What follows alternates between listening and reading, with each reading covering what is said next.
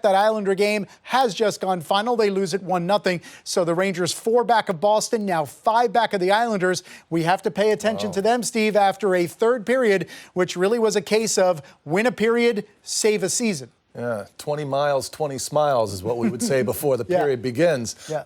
The Rangers were sleepwalking through the first part of this game. Great teams find a way to win. That's the narrative that you oftentimes hear. Not every team has great goaltending like that you can rely on to save your season. And this guy is something special, right? Shesterkin's just not your run-of-the-mill young guy that comes over from Europe and settles in. He's played with a lot of pressure filling in for Henrik Lundqvist and everything that comes with that. You can imagine the anxiety, but you know one thing that maybe helps him a little bit?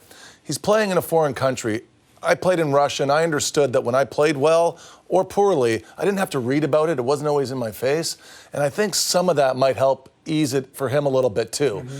It's almost like I'm trying to make excuses for the fact it's not supposed to be this easy. Right. Because he makes it look easy. He was effortless out there tonight. He looked like he was playing hockey on a magic carpet, floating across his crease on his knees, hovering.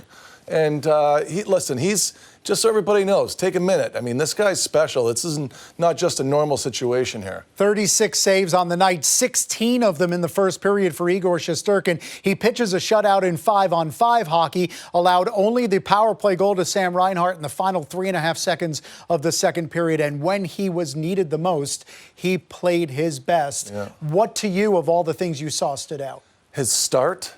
His first saves at net, he never comes off of his knees. You never find Shesterkin on his backside. He's always down and over, and that's why it's really hard to stuff through him. He's very good at tracking his body over the puck. And I think that's why when you see him move, you say it looks effortless. It looks effortless because his head is in the right spot and he moves on it. It's just like that save right there. He tracks down. He's a very good example to any young goalie that wants to play this game. Net drives like that, being able to put his stick down on the ice to seal, makes him really strong to play against. Poke check here. He's active, so he's not predictable when he has one-on-one plays, and we've talked a lot about how good and strong he's been on breakaways. And that save right there was right before Lafreniere scored. Nice, strong net play here.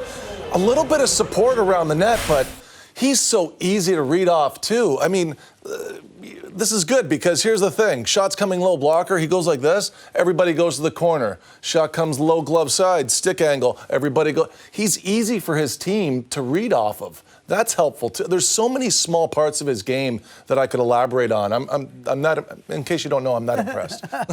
And he's resilient too because he followed 2 losses in which he allowed 9 goals with 2 wins in which he allowed only 4 wins the Rangers absolutely had to have. And this was a night where nothing was going for the Rangers in the first period. Outshot 16-6. They only attempted 12 shots in the first period, and then less than 3 minutes into the second period, they get the first goal, and they get it from maybe the most unlikely source on the team in defenseman Brendan Smith, who has come to the rescue a couple times this year. And that also speaks to what he is in the locker room, and what you want to be as an older guy in the locker room is somebody that just doesn't say it, but he can actually help and contribute. This face-off is won because the Rangers have support from everyone. You don't just win a face-off with one guy alone. It's Hedl gets help from Kakko, and then Hedl lends his support. Kreider comes up as the support guy as well. So now you've got the puck. When you get the puck low against the Sabres, the first thing you do is you check your backside, and you can see here, rear view looks right there for Hedl. Keeps lugging the puck. Points are wide open. Sabres are a little bit low. Now you're saying to yourself, okay, let's get a switch. Let's add some confusion here. And you can see Kreider, he goes and fills in for Miller up at the point. So now you've got support up top. The Buffalo Sabres are trying to sort it out because they've got some difficulty now and some things to deal with. There's a lot of open ice. And Luukkonen, what do you say his name? Luukkonen. What about his first name? It's Ukko-Pekka. Wanted to see if I could get you on that before the night was over. I can read very well. There you go. But he gets low, and then he blamed his defenseman, as we spotted on the chase goal. He sure did. So Brendan Smith scores, and then we talked about Reinhart's goal late second period. So 1-1 headed to the third. It was 1-1 midway through the third period. Rangers knew what was going on in Pittsburgh, obviously, with the Bruins Bruins at that point leading 2-0. They needed somebody to help. They needed a lifeline badly. And, of course, you rely on the teenager, the youngest player on the team, and that's Alexis Lafreniere to score. We're not going to mention that I was off by 1 goal again. I was going Lafreniere with the first one. Chips in, though, on the second one and came off a great sequence at net, too, from Shesterkin. Starts again 200 feet away from where the goal is scored in front of your own net. Big play here, though. You got to say it. This is a night that Shesterkin saves for the Rangers and then gets a little bit of help there from Lindgren. Lindgren again starting in the back end. How many goals have we seen recently that start 200 feet away from where the goal is scored? Lindgren, Fox. So now Strome is in on the forecheck, which it's nice to see the Rangers get some forecheck presence in this game. And this is a quick pass. And this is the smart play here because when you have Buffalo Sabres looking, the pass has to be made quickly. If Strome tries to take it to the net there, everybody else finds positioning, and that option is now dead. One thing I look for is if there's forecheck offense, the forecheck gets in there. As soon as you get control of it, turn and pass. That window closes very quickly. Good for Strome. He made the play to Lafreniere. You saw the graphic. Alexis Lafreniere, the 5th Ranger teenager in team history to score double-digit goals in a season. It's actually the 3rd straight year that's happened. Hedl 2 years ago, Kakko last year, and now Alexis Lafreniere. And now here he is after the game with our Michelle Gingras. Thanks, John. Alexis, you get your 10th goal of the season and the perfect time to score that goal. What'd you see on the ice?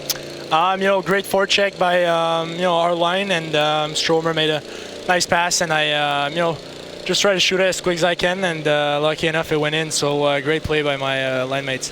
How did you notice the momentum shift on the ice after that goal? For sure we took the lead, so big boost of confidence for us, and after our power play got a big goal, so it was just a complete third period, and we were lucky enough to have the win. You mentioned that complete third period. You went into the intermission tied at 1. What was the message to inspire such, a response from your team in the third?